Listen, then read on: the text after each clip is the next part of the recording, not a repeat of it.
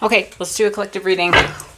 As usual, let's start off with how you're seeing your world and what you're focusing on to make sure that this is really for you. And then we'll just go from there and see what messages need to come out. All right, so Source, how is this collective seeing their world right now? What are they focusing on? Three of Pentacles upright, that's nice.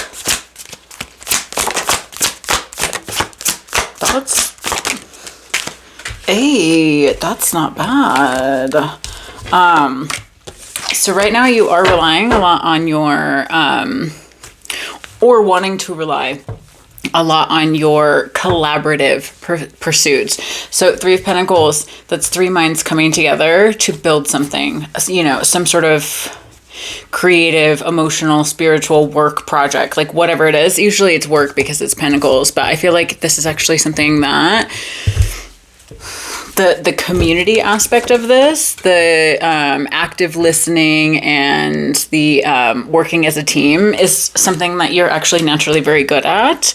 And I think it's one of the things that you fall back on when your life is feeling like it's not working. You're like, all right, how do we fix this? Who do we need to call? What do we need to, like, I think you're very proactive. And I think that because you've got Seven of Cups in reverse, which is seeing through the facade. I always call Seven of Cups upright when Mirage in the deserts, because like intellectually we know, right? When we're in that scenario, we have all these different options to choose from, that the one that's most tantalizing is not always the best one to walk towards. Like the too good to be true, that's that Mirage. We know it's not out there in the desert. We know that the longer we walk without water, the more common sense we lose. But sometimes we just choose to do that anyways. It's fanciful thinking. And right now you're seeing through the facade of something. You're seeing something very clearly. Doesn't mean that you're rejoicing in it, but typically those realizations are actually quite painful. But I'm hearing Mercury retrograde. I think you are finally seeing some things the way that they actually are, not just the way that you want them to be. And you're standing up for yourself. Nine of Pentacles in reverse. That's all about understanding your value and your worth and knowing where your time is actually appreciated. It's understanding you've been working too hard for free. You've been, you know, sacrificing your wants and your needs for what other people think is important. And then you've got the Devil on the end. I want to get one more for that. Nine of Cups upright. It's kind of an interesting pairing, and I talk about Baphomet all the time because Baphomet's actually a really, really interesting and good figure, like objectively, right? I'm not a Christian, and I don't believe in any of that bullshit. So when I see Baphomet, I think of free will, because that's what Baphomet teaches, right? In traditional tarot, it's these two figures bound at his feet, but the shackles are loose enough to remove at any time, and that's the lesson that he teaches. You can stay bound to things that grip you, and you can stay bound to addictions and obsessions and the hollow feelings in life, or you can walk away anytime you want. The choice is 100% yours. He doesn't force people to stay there. It's all about choice, all about freedom. And this energy is actually incredible when it comes to life path, because you lock in and nothing else matters. It's like a dog with a bone. It's just unbridled determination. That's kind of where that obsessive thought pattern can come from when we use Devil energy inappropriately. You got 9 and 9. So you're clearly at the end of some sort of cycle. You could also just be a life path 9, like as a detail to tie you to this, but you've got 9 of Cups upright underneath Devil energy. So why do I feel like... I think it's two things. I think for a long time you had maybe been indulging in things that you knew weren't good for you, but you're seeing through the facade of something really clearly right now, which is really nice. And I think you're actually, without you knowing it, turning that obsessive sort of creature of habit, you know, impulsive energy of the devil. I think you're actually directing it in the direction of your life path and the things that fulfill you, and how you fill up all of these cups on your own for yourself. I see the 9s as cards of independence and self-fulfilling sort of prophecy, but in a good way. We can't get to our 10 of Cups life without going through a 9 of Cups, and that's understanding how to take care of yourself. And I think you're actually really trying to do that. It's a beautiful focus. Let's get your baseline emotion though, because I think it's well, not messy, but I think you're probably coming in and out of feeling very positive and also feeling very, it's tired. Where did that go? Angry, but loyal. One more. Happy. So I think for a long time you had been loyal and bound to things that made you feel maybe in the moment good, maybe it was a relationship, maybe it was, friendship or even work. In the moment made you feel like maybe this was the right thing to do, but the longer that you would continue to indulge in those things, you realize that you were putting your own wants and needs aside and, whatever.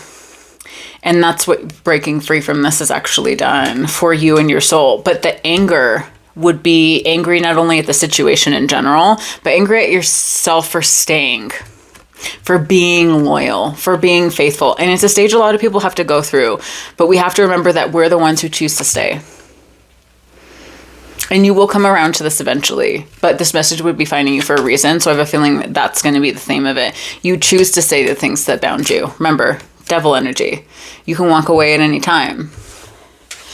And anger can be a very productive emotion. Rage is one of my favorite emotions because when it's channeled correctly, it is such a powerful force for change. But when it's channeled in a way that keeps us stuck and builds resentment, which I think I'm feeling a little bit worried that this collective might be building up towards, it actually harms us more than anything because we hold on to the frequency of blame and we don't take responsibility for our part in situations. Not to say you've done anything wrong, but let's just see what this is triggering in your shadow. Whoa. True self disconnection, unresolved grief, and that's two, also what it is. And then solar plexus chakra block. So your confidence, which is interesting because this is kind of yellow, like solar plexus area color, courage and confidence, like orangish yellow, but then anger is right next to it. So disconnection from the self will show up as feeling lost, out of touch with your authentic desires, disconnected from your true purpose, and a blockage may lead to confusion of your identity as well as difficulty making choices that align with your core values. You're clearly in a place where that's your main focus, is aligning, having active listening, walking away from delusion and seeing your self-worth. So you're taking this trigger and actually using it. It wouldn't surprise me if you're a fire sign or an earth sign, because this is very constructive and action based. Not that air and water signs can't look at their life this way, but it came to my mind for a reason, especially with the colors that are igniting here. Oh, one second. But just the way that you like feeling someone very passionate, but also someone probably who moves more with logic, especially this loyalty card. I find that, like, as an earth sign, I find that my fellow earth signs, especially Tauruses, we can sometimes dig our heels in, and nobody asked us to. It's just kind of one of our core personality traits. And when it's not reciprocated, it's extra painful because it's something innately. Like, if you're a loyal person and you understand loyalty, I don't mean just the theory of loyalty or possessiveness or greed. Like, I don't mean that sort of loyalty. I mean, like, actual faithfulness and genuine, serious commitments and allegiances. It's actually quite a rare quality. And if it comes very naturally to you, when you're face on with something that is very disloyal, especially long term, it would ignite feelings of anger. But again, we choose, all of us, to stay in the situations that we're in. And I just don't think that whatever has been going on with this collective, it's a one-off. For you to be angry and igniting those emotions, but its unresolved grief shows up as a persistent sorrow, loss, or numbness, even after the event has passed, may manifest as difficulty moving forward, emotional outbursts, or lingering sense of being stuck, while the pain, unresolved pain blocks persistence and peace. And then the solar plexus is blocking your ability to make decisions and have confidence in the decisions because you're worried about failure to uphold boundaries and all that other stuff. So that's probably what's, again, lots of really important main themes. If that's not what you're focusing on, hang out with me if you want, as usual, but that's for the right collective. This is what you're focusing on. This is what you're thinking about. I just want to see what's actually around you right now. So this is Source's perspective on the energy that's actually around you right now. So a lot of masculine energy, because that's the only card that's up and out. Some sort of hornet's nest. Oof. Sorry. I can never ignore it when a little errant hair lands on me. But it's making me think too that even the small things are bothering you right now. Like I think you're just maybe in a triggered state. So we've got masculine energy. You could identify as male. You don't have to be identify as male to a body. Masculine energy. We all should have both yin and yang. And then you've got some sort of turning point energy here with the hornet's nest, some sort of Valdo situation. And then you've got the maverick energy at the end, which is about being independent, which I think you're really focusing on. Being independent, thinking for yourself, making decisions for yourself, not being loyal to things that are not loyal to you. Again, really hard lesson to learn, but being a nonconformist and being fearless. So we'll break it down like you're getting a heard for each one. But right now, again, I think this masculine energy, if it's not you, what's actually around you that's triggering this anger within you about this loyalty, but while you're trying to find happiness, there's some sort of unresolved grief here. And we know that again, because you got that card. Something you're not rectifying in your soul. And I find this a lot and I've experienced this. When we hold on to anger for somebody else's actions without recognizing our part in it, and I know I've said this already, but not only does it build resentment, but what you're telling yourself, telling your body, subconsciously or otherwise, is that you don't trust yourself, that you don't trust the ability that you have within you to learn the lesson and also not perpetuate it in the future. So subconsciously, you're also angry about that. You feel unsafe in your body. You feel unsafe in your decision making. But because the rational mind tries to categorize things and make sense of things instead of moving through grief with feeling and understanding,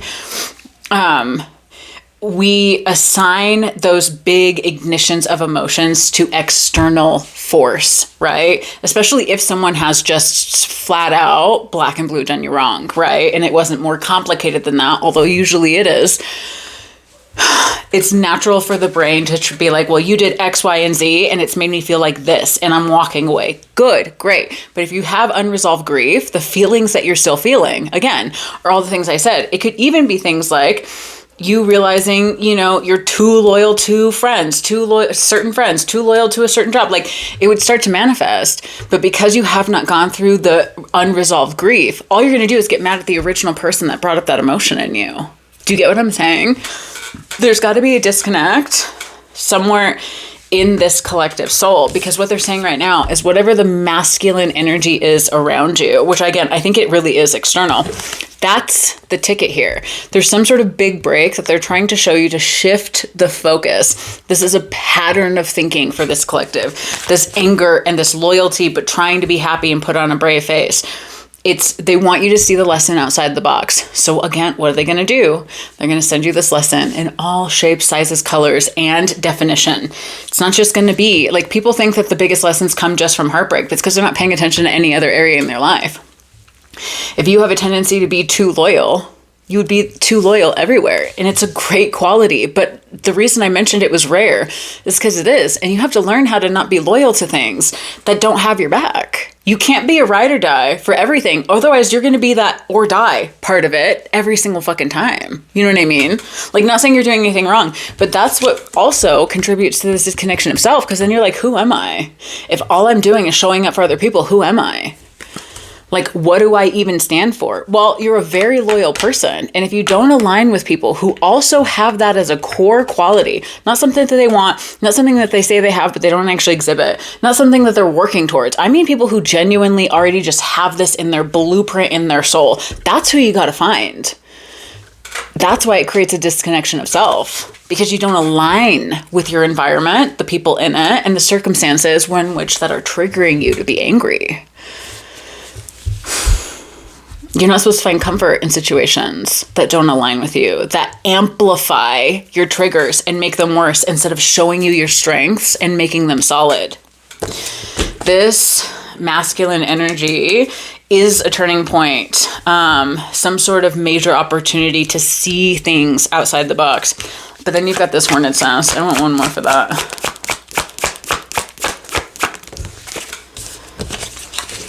Some sort of new beginning energy. So maybe you're thinking that there wasn't anything in that, what you're focusing on right now, about love, But that's what it felt like when that card came out. Thinking about a new beginning, being spontaneous, but also inexperienced. This card is about having this tender, sort of carefree approach to life that only a child can have, right?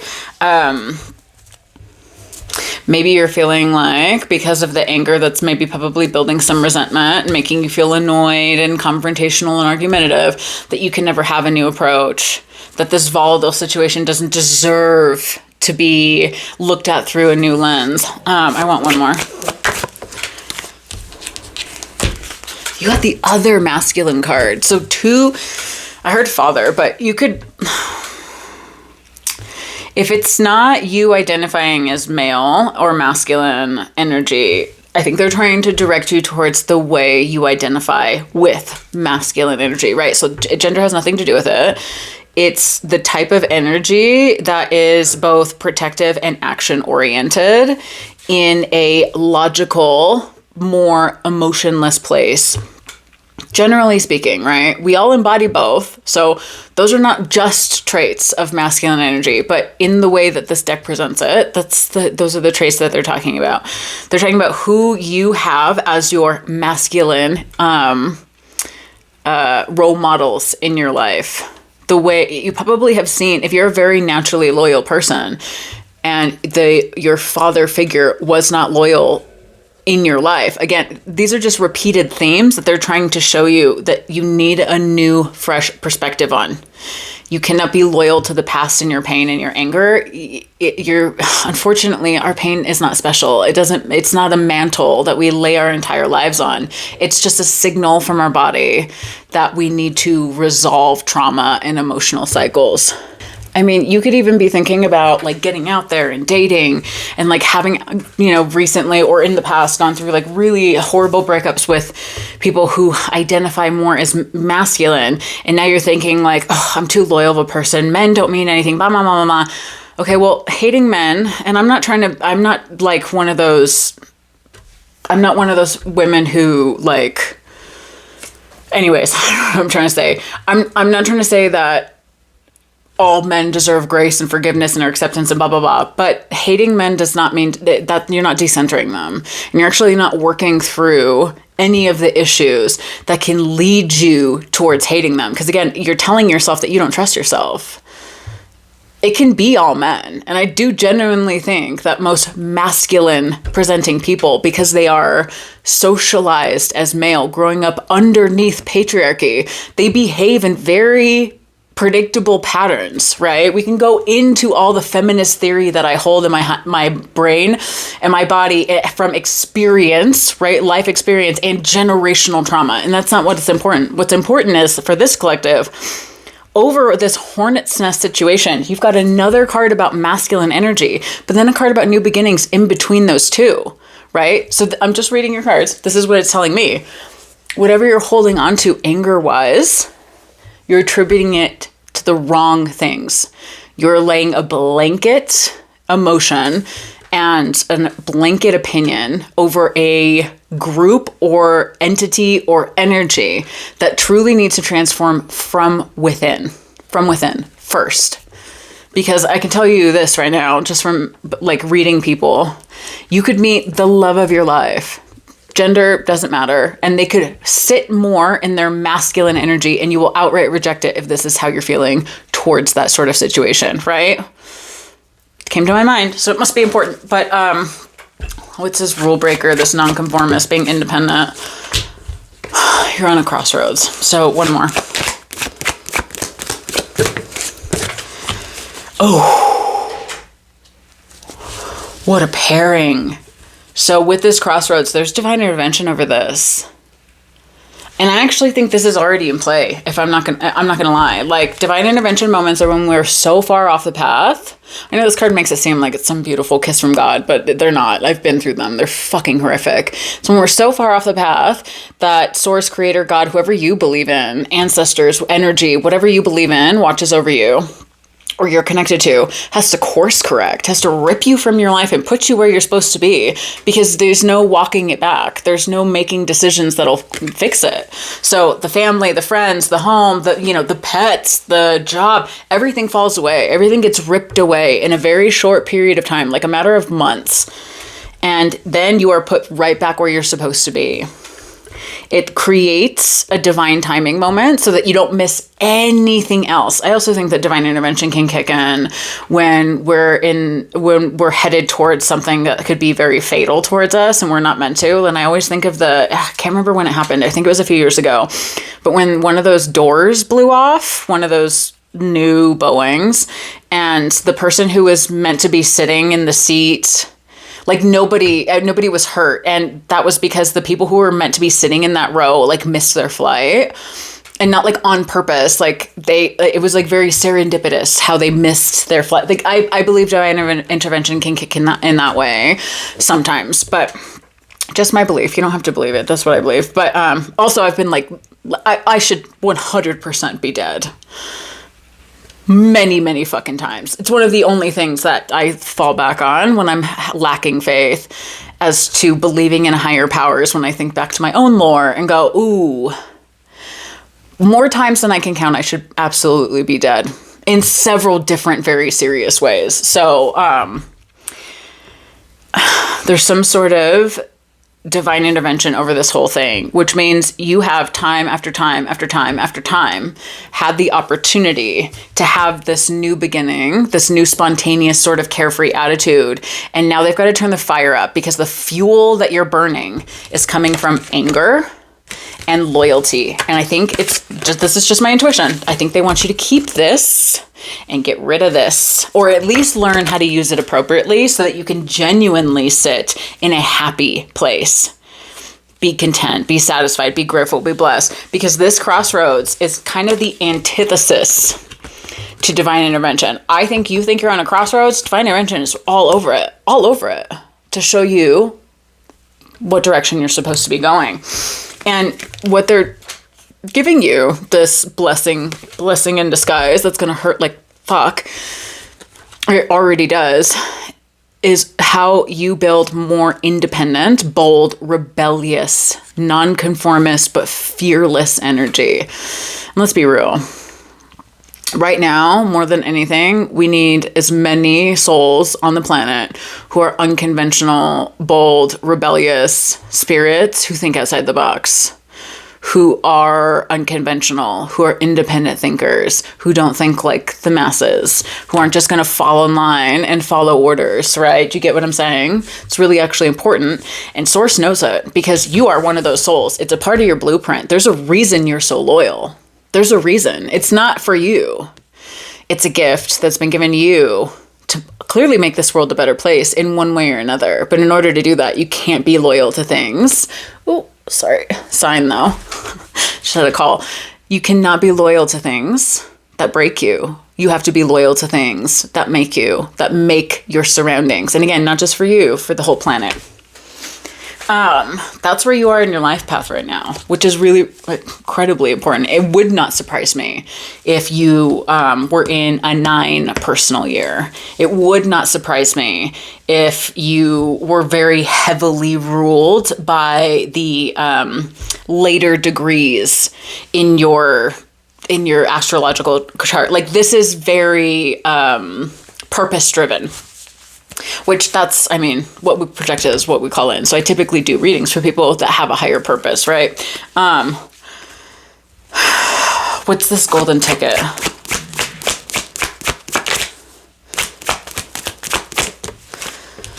So getting more information, doing your research, being, careful when you're examining documents and the fine print, but looking at, this is larger than life. I think it just confirms everything I've already said. Like, you've got so many great qualities already. The disconnection from self is coming from unresolved grief, and it's affecting your confidence. Once you start to actually shift your mind frame around this and see it from outside the box, that's what the getting more information is. Realizing that you're something special, realizing that you're literally magical, realizing that the things that are coming up in your life are once in a lifetime sort of opportunities, these big breaks, these turning points. This is where you are now. I just want 2 cards for what's next on this timeline. Like immediately next, not long term.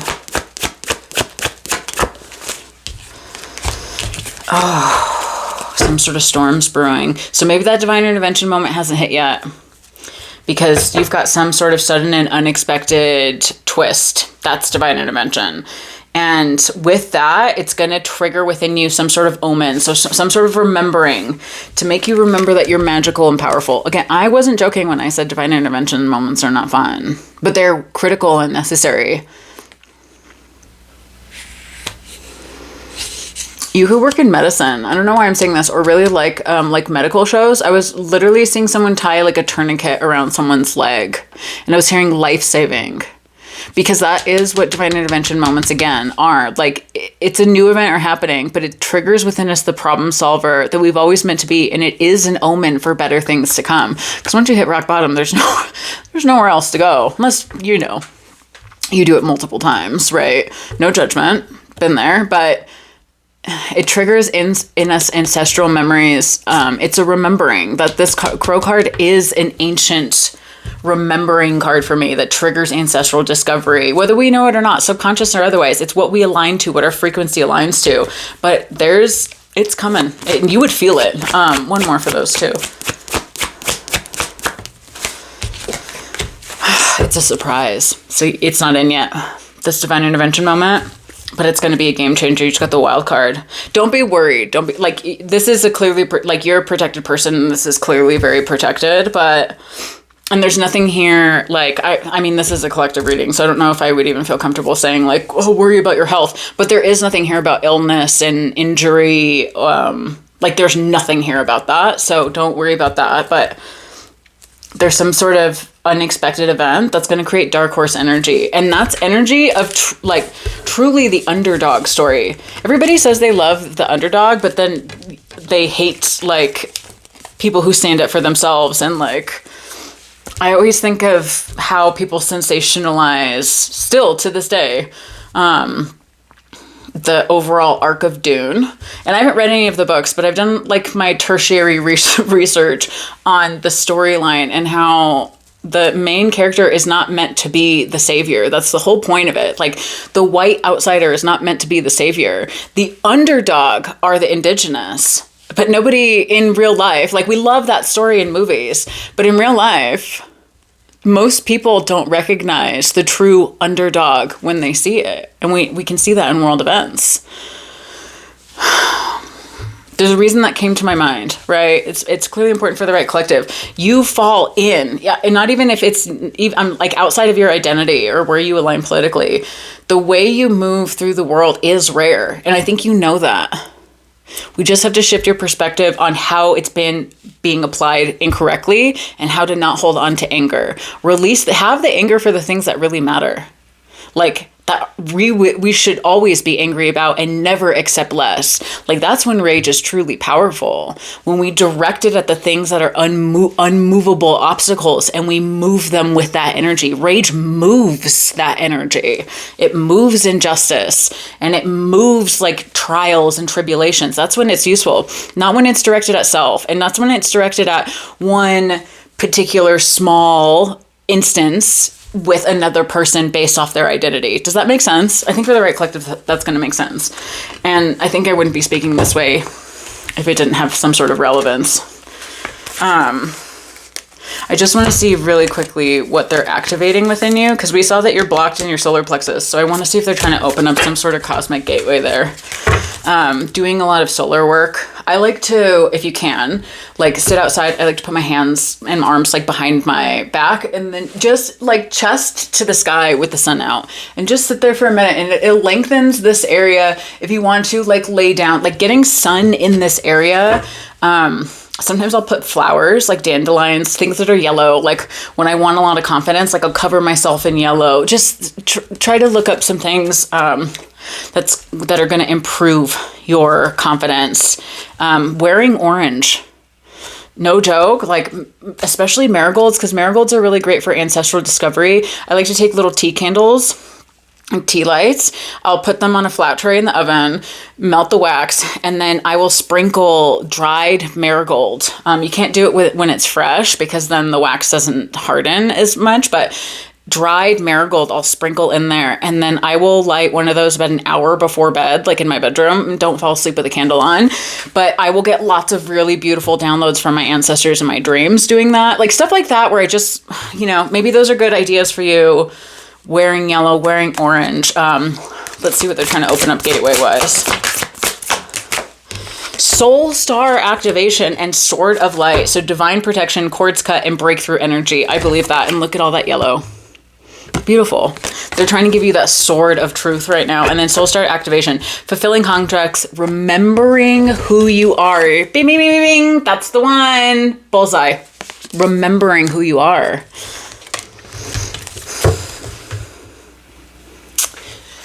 It's really difficult, in my opinion. And again, everybody has their opinions on how to deal with masculinity and patriarchy. And I am a very firm believer that you have to hold your boundaries and protect yourself while also not demonizing large groups of people, right? Because the system is actually what's broken. The larger structural systems are actually the things that need to change.